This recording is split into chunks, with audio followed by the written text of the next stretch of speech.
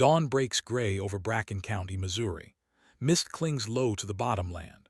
A lone man stands ankle-deep in mud, shovel in hand, breath fogging in the cold. Walton Pruitt does not look up. Behind him, a trench cuts crook through 15 acres of good corn ground, corn he never planted this spring. Just dirt, turned raw and dark, snaking toward the tree line like a wound. His hands are cracked. His boots are ruined. Somewhere down the county road, a truck slows, then speeds up again, gravel spitting behind it.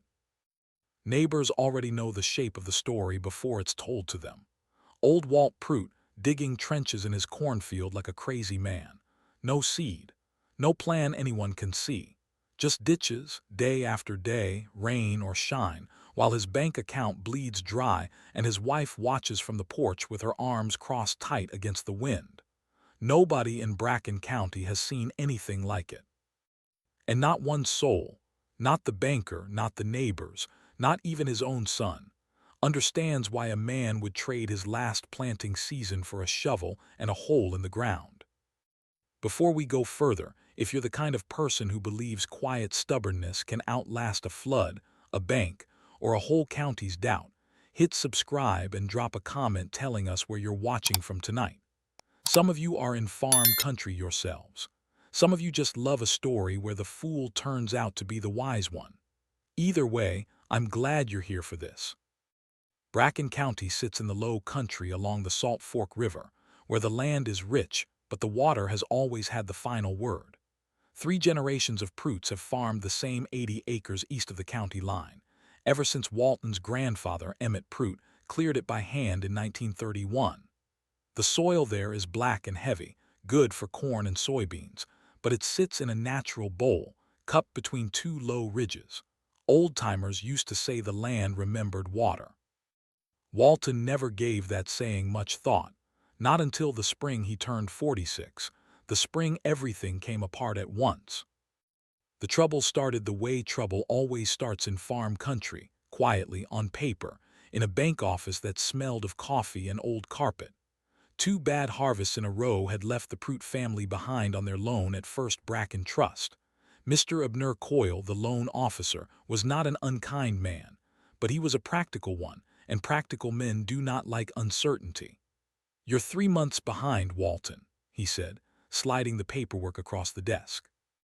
"I need to see a plan for this season. A real one, corn in the ground, not promises."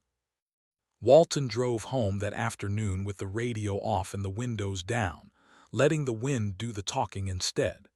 His wife, Ruth, was waiting on the porch when he pulled in, and she didn't need to ask how the meeting went, his face told her plainly enough. Their son, Eli, 16 and already broad through the shoulders like his grandfather, was stacking firewood by the barn. The 3 of them stood in the yard a long while that evening, saying very little, while the sky over the ridge turned the color of a fresh bruise. Nobody in that family slept well that night. What Walton did next made no sense to anyone who didn't know his grandfather's old habit of talking about the flood of 1937. The year the Salt Fork rose 30 feet in 2 days and swallowed half the bottomland whole. Emmett Pruitt had never rebuilt on the lowest ground after that. He'd kept a hand-drawn survey map instead, tucked inside a cedar chest, marking the exact high-water line the river had carved into the county that terrible spring. Walton found that map on a Tuesday night, unfolded it under a bare bulb in the barn, and stared at it until nearly 2 in the morning. By Thursday, Walton had traded his seed corn order for a used excavator he could barely afford, rented by the week from a salvage yard 2 counties over. He told no one his reasoning, not Ruth, not Eli, not even his old friend Dale Ferris, who farmed the section just south and had known Walton since grade school. "You're planting dirt, Walt," Dale said one morning, leaning on the fence with a coffee thermos in hand, squinting at the crooked trenches already cutting across the field. "Whole county thinks you've lost your mind. Coyle's gonna foreclose on you before June, and you're out here digging." Walton kept digging. He worked the low ground first, carving a shallow channel that curved gently along the base of the ridge, following a line only he seemed to see. Then he moved to the high pasture near the house, where he began building something that looked, from the road, like nothing more than a low earthen mound, a raised ring, waist-high, wrapping the barn and the old farmhouse in a loose embrace. Eli asked him about it over supper one night.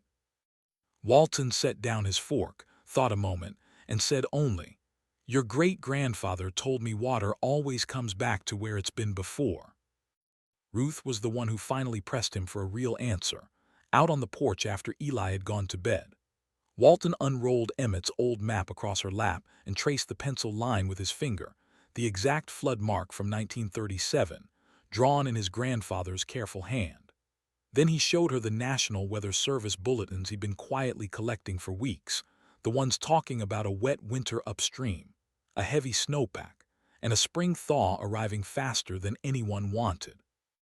"I'm not planting corn this year, Ruth," he said softly. "I'm building us a place to still be standing when the water comes." Word got around the way it always does in a small county fast, and twisted a little more with every telling. By late April, half of Bracken County had an opinion about Walton Pruitt's ditches. Some folks laughed at the grocery store. Others shook their heads with something closer to pity. Mr. Coyle drove out personally to see the fields for himself, standing at the fence line in his good shoes, sinking slightly into the mud. "Walton," he said, not unkindly, "I've got to have collateral I can understand. A field of trenches isn't a crop. You've got until the 15th of June or the bank takes the deed." June the 15th was 5 weeks away. The rain had already started falling harder than anyone in Bracken County could remember for that time of year, a slow, steady drumming on tin roofs that didn't let up for days at a stretch. Walton worked from before sunrise until the light gave out, mud to his knees, his old excavator groaning through wet ground turned to soup. Dale Ferris came by twice more to talk sense into him, and twice more left shaking his head. "You're gonna lose the farm anyway, Walt," he said the second time. "Might as well lose it looking sensible." By the first week of June, the Salt Fork River had already crept up over its banks twice, minor flooding that sent a ripple of worry through the county, without yet becoming disaster. Walton finished the last stretch of his earthen ring around the house on a Sunday evening, driving the final stake into soft ground just as thunder rolled low across the ridge. He stood back, soaked through, and looked at what he'd built, a shallow bowl of channels leading water gently around his fields instead of through them, and a raised ring cradling the house and barn like two cupped hands. Then the sky opened for real. The storm that hit Bracken County that second week of June was the kind old-timers would talk about for the rest of their lives. 9 inches of rain fell in 18 hours upstream, and the Salt Fork rose faster than the Weather Service had predicted, faster than anyone downriver had time to prepare for. By Tuesday morning, the water had left its banks entirely, spreading brown and relentless across the low bottomland, swallowing fence posts, then mailboxes, then the lower half of barn doors up and down the valley. Dale Ferris lost 40 acres of soybeans in 6 hours. The Hendrick place lost a hog barn hole. Walton stood at the edge of his own land Tuesday afternoon, rain streaming off his hat, and watched something no one in Bracken County had ever seen before. The floodwater came surging down toward his fields exactly the way it had come in 1937, and instead of drowning his corn ground, it slid into his shallow channels and curved gently around the low bowl of his farm, exactly along the path his grandfather's pencil line had marked 60 years before. The water rose against his earthen ring, pressed there and stopped. The house stayed dry. The barn stayed dry. Every animal in it stayed dry. By Wednesday morning, half the county had waded, driven, or rowed out to see it for themselves. Dale Ferris stood at the fence line where he'd once mocked the crooked trenches, staring now at a farm sitting high and dry in the middle of a brown, endless lake. He didn't say a word for a long moment.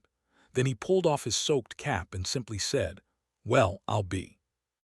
Mr. Abner Coyle came out that same afternoon in tall rubber boots, and when he saw the Pruitt farmhouse standing untouched above the flood line, he tore up the foreclosure notice right there in the mud.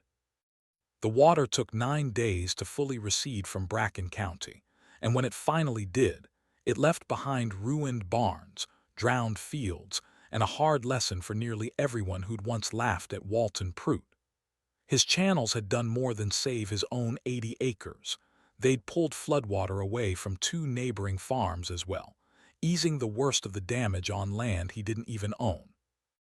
Dale Ferris showed up the following spring, not to mock, but to ask Walton, hat in hand, if he'd help dig something similar on his own low ground before the next hard rain came through. Walton Pruitt never called himself wise, and he wasn't the kind of man to say, "I told you so," even when he'd earned the right to.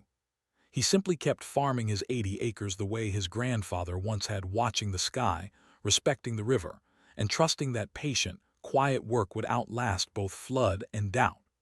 Ruth still keeps Emmett's old map framed above the mantel, the pencil line from 1937 faded but unmistakable. And every spring now, when the rains come heavy, half of Bracken County drives out past the Pruitt place just to see the water bend quietly around it, the way it always was meant to. There's an old kind of wisdom in farm country that doesn't announce itself, doesn't ask for credit, and rarely looks like wisdom at all while it's happening. It looks like a man alone in the mud, digging something nobody else can understand. But sometimes the fool with the shovel has simply seen further down the road than everyone laughing behind him. Walton Pruitt didn't dig ditches for nothing. He dug them for a 100-year flood the rest of Bracken County never saw coming, and for a family who never had to watch their home wash away.